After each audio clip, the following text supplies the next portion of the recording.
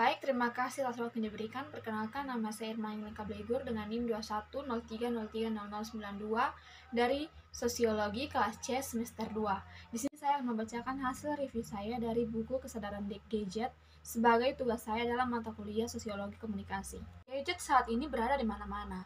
Gadget membangunkan tenaga kerja setiap pagi, mengatur hari-hari mereka, dan terus-menerus menekankan perhatian mereka. Malam hari, sebagian besar diisi oleh lebih banyak gadget, streaming film di televisi pintar, atau menjelajahi YouTube di tablet, atau bahkan pertemuan tatap muka yang difasilitasi oleh aplikasi penghubung. Ada peningkatan integrasi gadget dengan mikroprosesor, perangkat lunak, dan jaringan di mana-mana yang menempatkan tubuh dan otak di dekat gadget ini. Tapi mereka juga membuka koneksi dengan totalitas gadget lain di seluruh planet ini. Seluncuran iPhone pada tanggal 9 Januari 2007 merupakan momen penting dalam sejarah gadget. Perangkat ini tidak melakukan apapun yang tampak baru. Sebelumnya ada banyak perangkat untuk mengarahkan, berkomunikasi, mendengarkan musik, menghibur, mendidik, dan sebagainya. Tetapi tindakan menyatukan semuanya dalam perangkat yang sama dengan layar sentuh dan antarmuka grafis yang intuitif, di samping ekologi aplikasi yang dapat diunduh, adalah hal yang baru. Itu membuat sesuatu yang nyata yang sudah terkenal, tetapi hanya samar-samar di institusi, kehidupan manusia modern adalah kehidupan gadget. Lalu melanjutkan ke aplikasi iPod dengan cara yang sama, Anda bisa menyentuh musik Anda, itu sangat keren. Sekali lagi, dia tertarik dengan kapasitas gestur layar dan fungsi bulir baru. Gadget terus menemukan fitur yang baru seperti SMS, fotografi, navigasi satelit, pencatatan, panggilan, dan sebagainya, yang dulunya secara teknisi rumit dan sulit digunakan, dan sekarang dibuat sederhana, intuitif, gestural, terintegrasi. Ini adalah gadget untuk abad ke-21, sebuah objek fiksi ilmiah yang telah mengintai dalam budaya selama beberapa generasi telah tiba, akhirnya terwujud. Dalam tulisan Heidegger, benda awalnya dieksplorasi sebagai konsep yang sangat umum, mengacu pada sesuatu di dunia, seperti batu atau pohon, atau lebih umum untuk keadaan atau aktivitas, atau sesuatu yang hanyalah sesuatu, dan bukan apa-apa. Tetapi untuk tujuan pemikirannya, Heidegger mulai dari posisi sesuatu yang sebagai sesuatu yang utama di dunia. Dalam contoh pertama, apa yang dilihat, apa yang dapat disentuh, dijangkau, yaitu apa yang ada di tangan. Maka dalam konsepsi ini, segala sesuatu berada di luar kita, mereka ada di dalam dan dari dirinya sendiri. Mereka tersedia untuk persepsi kita dengan demikian, ada di tangan. Ini juga dapat dipahami dalam terjemahan alternatif asli dari istilah asli Heidegger, Vorhanden, sebagai hadir secara objektif. Sejauh ini, hal ini menawarkan pandangan yang sepenuhnya kompatibel dengan menjawab pertanyaan-pertanyaan yang diajukan di atas. Namun, menurut Heidegger, sketsa awal yang hadir secara objektif tidak cukup untuk memahami apa yang sebenarnya sesuatu itu. Heidegger berargumen bahwa sains telah menawarkan kepada kita deskripsi yang dapat diterapkan dengan baik tentang banyak hal yang dapat kita bicarakan tentang bebatuan dalam hal kandungan mineralnya, tentang bunga melalui studi botani, komputer di istilah elektron, dan silikon. Tetapi ada sesuatu tentang hal yang tidak dapat dibahas dalam pendekatan positivistik seperti itu. Pertanyaannya di sini bukanlah tentang kualitas ilmiah khusus dari benda ini atau itu, karena itu tidak menyentuh pertanyaan tentang apa yang membuat sesuatu menjadi sesuatu, dan bukan apa yang membuatnya menjadi batu atau kayu. Kondisi apa? Hal ini bukan untuk mengabaikan deskripsi ilmiah tentang hal-hal yang realistis, bukan sudut pandang, tetapi untuk menyadari bahwa apa yang perlu kita fokuskan adalah dalam hal pengalaman sehari-hari.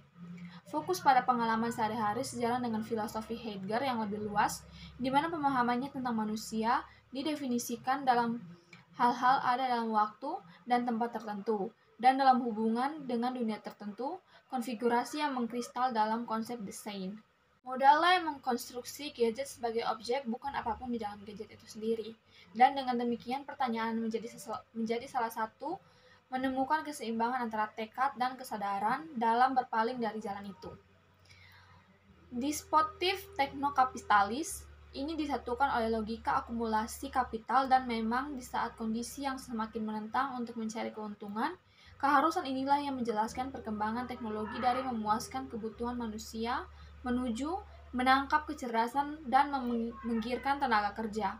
Bahkan sejak tahun 1989, Kellner mengakui konfigurasi masyarakat kapitalis di mana pengetahuan teknis dan ilmiah, otomatisasi, komputer dan teknologi maju berperan dalam proses produksi paralel dengan peran tenaga kerja manusia, mekanisme, dan mesin di era sebelumnya kapitalisme.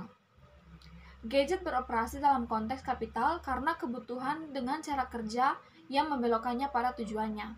Dari sudut pandang dispositif, tekno-kapitalis, gadget bermanfaat 5 kali lipat. Pertama, sebagai komoditas di dalam dan dirinya sendiri. Mereka adalah entitas material yang diproduksi dalam sistem pabrik, seperti mobil atau lemari es sebelum mereka. Mereka fungsional, dapat dipertukarkan di pasar, dan tentu saja objek sebanyak mereka diproduksi dan diedarkan seperti itu. Yang kedua, mereka juga merupakan platform untuk produksi dan sirkulasi komoditas digital lebih lanjut. Dengan demikian, mereka berfungsi sebagai fasilitator dari serangkaian pertukaran lain yang menelan seluruh jaringan kerja, sirkulasi, dan realisasi. Semua transaksi ini lebih lanjut terjadi melalui objek digital yang dihosting oleh gadget dalam bentuk aplikasi yang memfasilitasi hiburan online, game, jejaring sosial, dan sebagainya. Ketiga, gadget ini menyediakan sarana untuk lapisan lain pertukaran komoditas dalam bentuk memfasilitasi layanan lebih lanjut, independen dari gadget itu sendiri, pengiriman makanan, taksi, kencan, dan sebagainya. Penggunaan keempat, mereka menyangkut utilitas mereka dalam hal kontrol dan kebutuhan untuk memahami hubungan antara kiat dan gadget dalam hal kesadaran dan otak manusia. Kesadaran secara terkenal didefinisikan oleh filsuf pikiran David J. Chalmers sebagai masalah yang sulit. Saat ini ia menjelaskan, kesadaran menimbulkan masalah yang paling membingungkan dalam ilmu pikiran. Memang, bahkan sebelum mendefinisikan kesadaran, kita perlu bertanya kesadaran seperti apa yang perlu didefinisikan, sehingga kita dapat mengajukan pernyataan yang benar atau bahkan bermakna. Arti istilah yang paling umum dipahami mengacu pada pengalaman, sadar tangan pertama memiliki pengalaman. Seperti yang dibingkai oleh Thomas Nagel pada tahun 1974, ada sesuatu yang rasanya seperti memiliki sebuah pengalaman, dan seperti yang dikatakan oleh Chalmers, masalah kesadaran yang sangat sulit adalah masalah pengalaman. Ini adalah kesadaran sebagai keadaan mental, dan ini memunculkan banyak masalah yang berkaitan dengan antara lain hubungan pikiran dan materi, atau pikiran dan otak. Kesadaran yang didominasi oleh gadget. 3 pendekatan paling terkenal yang akan disentuh adalah singularitas, kecerdasan kolektif, dan banyak. Semua ini memiliki wawasan yang berguna untuk ditawarkan, tapi masing-masing juga sangat bermasalah. Contoh pertama dari teori latar belakang yang dapat membantu kita berpikir tentang kesadaran gadget adalah teori singularitas. Ray Kurzweil telah mengemukakan gagasan singularitas ini, yang merupakan momen puncak dari penggabungan pemikiran dan keberadaan biologis kita dengan teknologi kita. Penggabungan ini memiliki konsekuensi yang mengejutkan dalam pemikiran Kurzweil, di mana manusia kehilangan maknanya saat kita melampaui alam eksistensi lain, mengatasi keterbatasan mendalam dari evolusi biologis.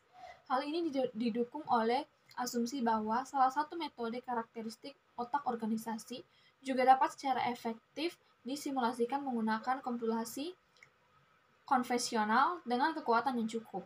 Dengan demikian, ini adalah visi teknologi kecerdasan buatan yang menganggap komputer sebagai analog dan akhirnya mengganti otak manusia. Kurzweil melihat ledakan kecerdasan yang eksponensial akan datang, yang hanya akan berakhir ketika alam semesta telah menjadi jenuh dengan proses dan pengetahuan cerdas. Meskipun ini adalah klaim yang agak aneh, itu memang mengekspos untayan pemikiran yang meromantisasi kesadaran sebagai fungsi kognitif, sebagai sesuatu yang dapat. Kekuatan sosial aktif bekerja persis seperti kekuatan alam, membabi buta, paksa, destruktif selama kita tidak memahami dan memperhitungkannya. Tetapi ketika kita memahami mereka, ketika kita memahami tindakan mereka, arah mereka, efek mereka, itu hanya bergantung pada diri kita sendiri untuk menundukkan mereka lebih dan lebih pada kehendak kita sendiri, dan melalui mereka untuk mencapai tujuan kita sendiri. Dan ini terutama berlaku untuk kekuatan produktif yang hebat saat ini. Dalam dekade pertama abad ke-20, satu narasi umum bahwa masa depan tidak seperti dulu, ada suara-suara yang menyatakan bahwa sebenarnya kemajuan telah lama menurun, dan bahwa sekarang kita tampaknya telah mencapai puncak kesengsaraan dan hidup dalam keadaan keruntuhan terus-menerus dan penurunan lingkungan, krisis kapitalis, penghematan, dan kehancuran mental. Kita menyaksikan pembatalan perlahan masa depan, kata Franco Bifo Berdari. Di tempat lain, dia bertanya-tanya apakah ada harapan di balik lubang hitam. Jika ada masa depan di luar masa depan yang segera, dan menunjukkan bahwa kita hidup di dunia di mana kepekaan generasi-generasi anak-anak yang telah belajar lebih banyak kata dari mesin daripada orang tua mereka, tampaknya tidak dapat mengembangkan solidaritas, empati, dan otonomi. Ini adalah pandangan yang dalam banyak hal bertentangan dengan kemungkinan yang melekat pada gagasan kesadaran. Gadget yang diusulkan dalam buku ini, sementara itu adalah salah satu klaim Bifo yang lebih ekstrim dan fasih. Memiliki sedikit bukti empiris yang mendukungnya, kepercayaan semacam ini tersebar luas dan mewakili sesuatu di Saint-Yes, dan karenanya perlu ditangani. Sementara elemen penting dari teori kritis manapun adalah realisme yang jernih tentang masalah-masalah kini dan jalan yang mungkin mereka ambil.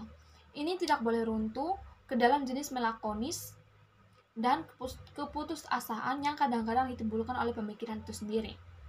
Jadi analisis yang harus mengandung harapan saat kita memproyeksikan ke masa depan. Sekian hasil kerja saya dari buku Kesadaran Gadget. Terima kasih.